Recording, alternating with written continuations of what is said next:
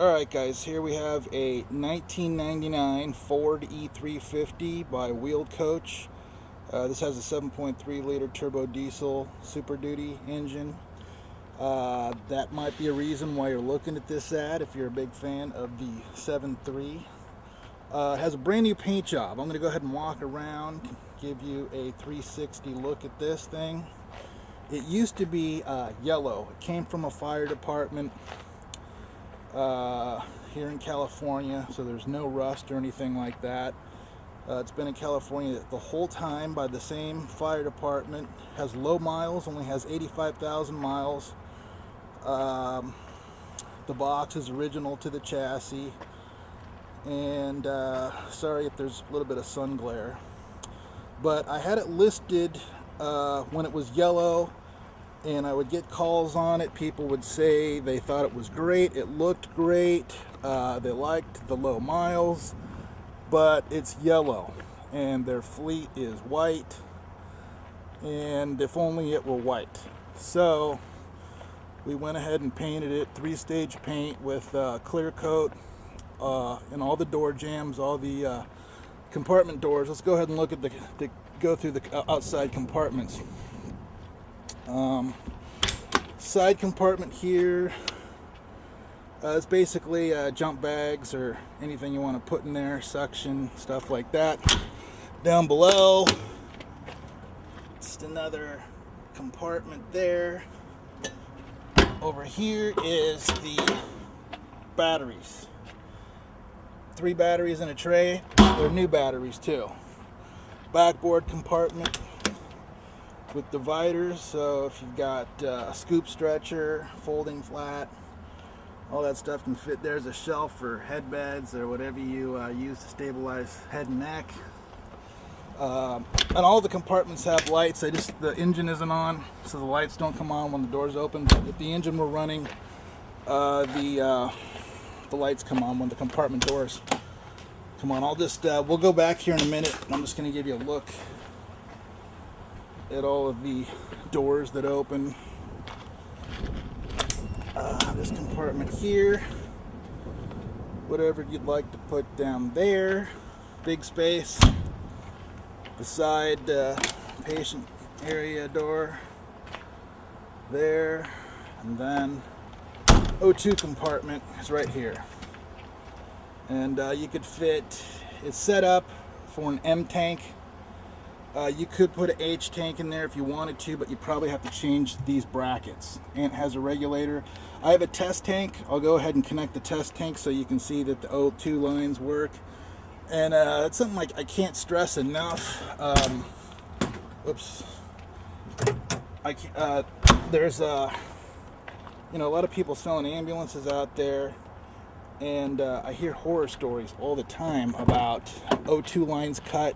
Not because the fire department or whoever was trying to be malicious about it, but they wanted the O2 manifold or something for spare parts, and next thing you know, it's going to cost you $3,000 to $5,000 to take down all the cabinetry and run new O2 lines, or any number of things that they might have taken off the ambulance for spare parts, which happens everywhere. So if you see an ambulance on eBay or something and it's like $8,000 and you're all excited, don't get too excited. It might be missing the circuit board that makes the lights work and some key components.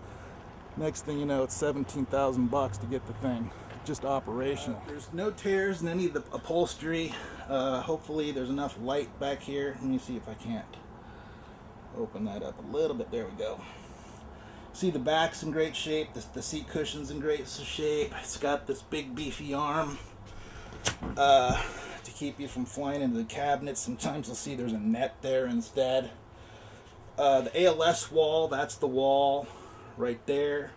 There's a drawer, big drawer to put whatever you want in there. There's a drawer there for fire extinguisher or trash can. There's trash cans that size that fit in there for biohazard waste or whatever. There's reach through for the oxygen compartment, sharps container, and hand sanitizer. the action wall, we've got cabinets up above. On the right there, we've got a lockable narcotics locker right there. The jump seat has integrated child seat. It's not a walkthrough, so it's just got that little window there to talk to the driver. It does have an intercom system. It does not have, I don't have the headsets for this, so I don't know if it works or not. Plus, it requires the radio to use as an amplifier to work. So there's the thermostat, all that stuff. I'll fire the thing up and we'll turn everything on. There's just more cabinets there. Battery charger for the Shoreline behind that compartment. Got more cabinets here. Over there, there's IV hooks, 2 over the gurney and 1 over the bench seat here, plus another O2 outlet on the ceiling.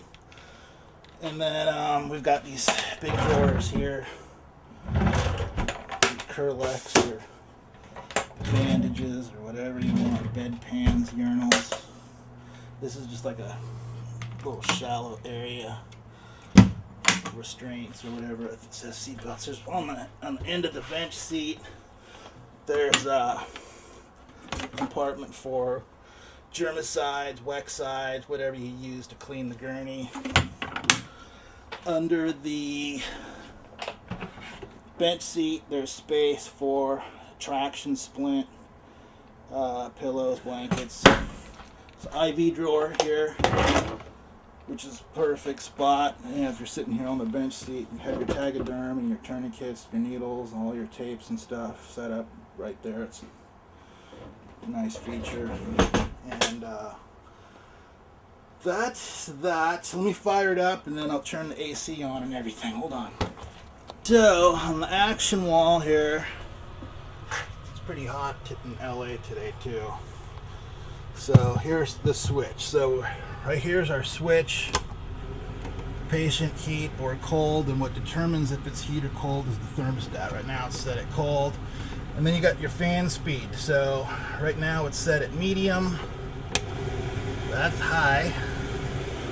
And that's blowing out pretty good. I don't know if you can hear that or not, but that feels great. So there's that. There's 3 speeds. It has low, medium, and high. The low is pretty weak. I don't even think you'd ever mess with that. So there's that. Then it's got right inside, you know, you got your right side dome lights and your left side, so there's the high there.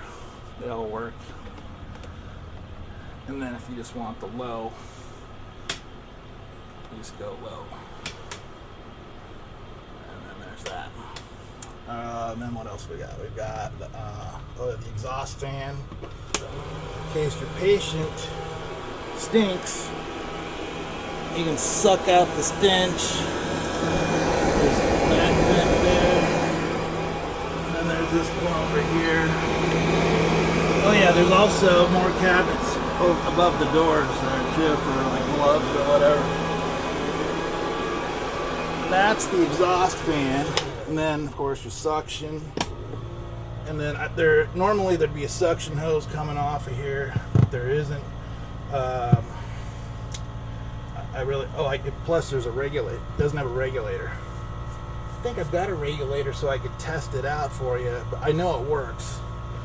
And then let me connect the, it's got a little light right there if you're working on your patient chart. There's also a timer for the lights if you want to time them out. Let me connect the O2 and then I'll show you the O2 lines are good. Hold on one second.